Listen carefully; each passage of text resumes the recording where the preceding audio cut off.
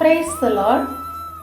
ఈ దిన దేవుని వాగ్దానంగా కీర్తనల గ్రంథము 34వ అధ్యాయము 5వ వచనం. వారు ఆయన తట్టు చూడగా వారికి వెలుగు కలిగిను, వారి ముఖములు ఎన్నడూ లజ్జింపకపోవునని దేవుని వాక్యం సెలవిస్తూ ఉంది. మనము దేవుని తట్టు తిరిగినప్పుడు, దేవుని వైపు చూసినప్పుడు దేవుడు మనల్ని సిగ్గుపరిచే దేవుడు కాదండి. మనల్ని ఏమాత్రము కూడా అలక్ష్యము చేసే దేవుడు కాదండి. ఆలస్యం అవ్వచ్చేమో కానీ దేవుని కార్యాలు అలక్ష్యము మాత్రము కావండి. ఎందుకంటే దేవుని వాక్యం సెలవిస్తూ ఉంది 34వ వచనములో అధ్యాయములో ఎన్నో వాగ్దానాలు దేవుడు మనకి ఇస్తూ ఉన్నాడు. మరి నీతిమంతులు మొరపెట్టగా దేవుడు ఆలకిస్తాడటండి.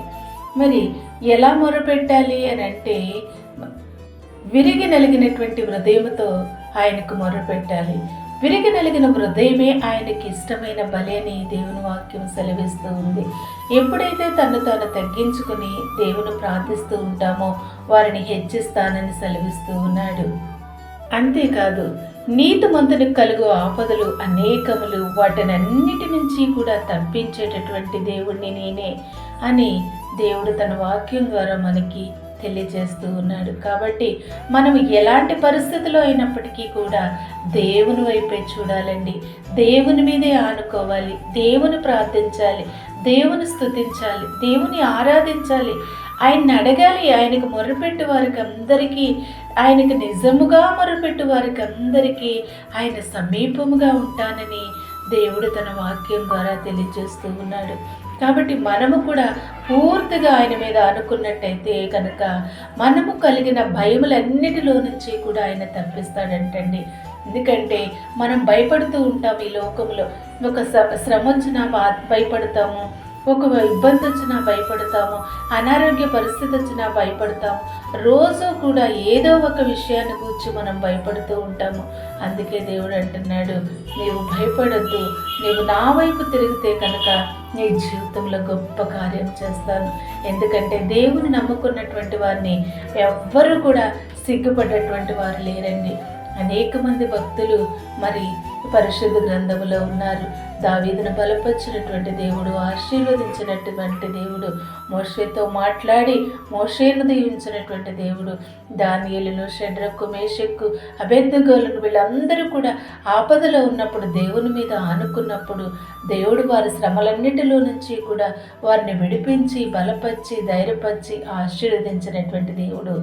నీ ఉదయకాల సమయంలో నిన్ను నన్ను కూడా ఆశీర్వదించడానికి ఆయన సిద్ధముగా ఉన్నాడు. మరి మనము సిద్ధముగా ఉండాలంటే దేవుడు అంటున్నాడు, మొదట నా నీతిని, నా రాజ్యమును వెతకండి, అప్పుడు మీకు అవన్నీ ఇస్తాను అంటున్నాడు. మనం విరిగి నలిగిన హృదయంతో ప్రార్థన చేసినట్లయితే దేవుడు తప్పకుండా ఆలకిస్తాడు. ఆయన బలులు కోరేటటువంటి దేవుడు కాదు, కానీ బ్రతికించేటటువంటి దేవుడు. ఆయన యందు భయభక్తులు గల వారి ఎడల ఆయన దాచించిన వెలి ఎంతో గొప్పదంటండి. ఎట్టి పరిస్థితులు ఉన్నప్పటికీ కూడా దేవుడు నిన్ను ఏ మాత్రము కూడా ఓడిపోనివ్వకుండా ఆయన వెలుగుతో నిన్ను ప్రకాశింపచేసి నిలబెడతాడు, బలపరుస్తాడు, ఆశీర్వదిస్తాడు.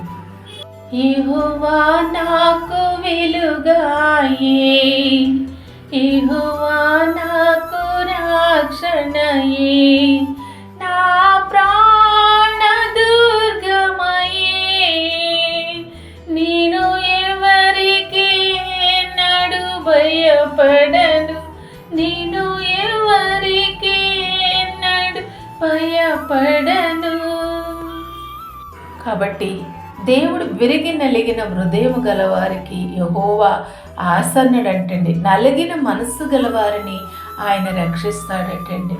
చూశారు కదా, వాక్యం ద్వారా దినదినము కూడా బలపరుస్తూ ఉన్నాడు. ప్రతిరోజు కూడా మనము వాక్యము చదువుకొని ప్రార్థన చేసుకుని బయటకు వెళ్ళినట్లయితే ఆ దినంలో ఉన్నటువంటి ప్రతి పోరాటంలో కూడా మనకి ధైర్యపరిచి వాటిని ఎదుర్కొనేటటువంటి యొక్క ధైర్యాన్ని, మార్గాన్ని కూడా సరళము చేసి ఆయన మనల్ని దీవించడానికి ఆయన సిద్ధముగా ఉన్నాడు. ప్రార్థించుకుందారా? దయగల మా తండ్రి, ప్రేమగల మా నాయన, మీకే స్తోత్రాలు చెల్లిస్తాము దేవా. అయ్యా, నీకే వందనాలు చెల్లిస్తాం. నమ్మదగిన దేవుడువయ్యా, గొప్ప దేవుడువయ్యా. వారు ఆయన తట్టు చూడగా వారికి వెలుగు కలిగిన వారు ముఖములు ఎన్నడూ లజ్జింపకపోవును అని సెలవిచ్చిన దేవుడు. ఆలస్యమైనా కానీ అలక్ష్యము చేసే దేవుడు కాదయ్యా.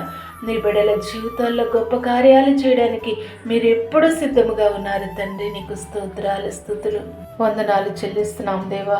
ఎవరైతే ఈ వాక్యం వింటూ ఉన్నారో నాయన, చూస్తూ ఉన్నారు, వారందరి జీవితాల్ని బలపరచండి ప్రభువా.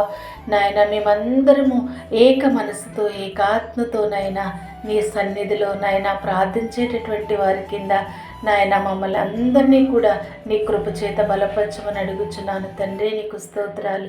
నీ వెలుగు చేత నింపండి, వారికి ఉన్న శ్రమలన్నిటిలో నుంచి తప్పించండి దేవా. నాయన, నీతిమంతులు కలుగు ఆపదలు అనేకములు కానీ వాటిని అన్నిటి నుంచి తప్పిస్తానన్నావు తండ్రి. ప్రార్థించినట్లయితే నాయన, నువ్వు మా ప్రక్క నుండే దేవుడు అయ్యా, మాకు జవాబిచ్చే దేవుడు, మమ్మల్ని ఆదరించే దేవుడు, మమ్మల్ని బలపరిచే దేవుడు నాయన, మా చెయ్యి పట్టుకుని నడిపించే దేవుడు నాయన.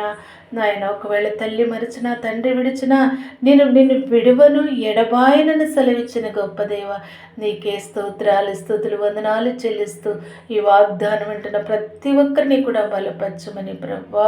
మరి నాయన తండ్రి, నీ మాటలు నాయన విత్తబడిన ప్రతి వాక్యము కూడా తండ్రి నీరు కట్టి నూరంతలుగా ఫలింపచేసి మహిమ, ఘనత, ప్రభావాలు మీరే పొందుకోమని యేసుక్రీస్తు ప్రభువారి అతి శ్రేష్టమైనటువంటి శక్తి కలిగినటువంటి బలమైనటువంటి నాయన అన్ని నామముల కంటే ఉన్నతమైనటువంటి నామములు స్తుతించి ప్రార్థించి వేడుకొని పొందుకొని ఉన్నాం తండ్రి.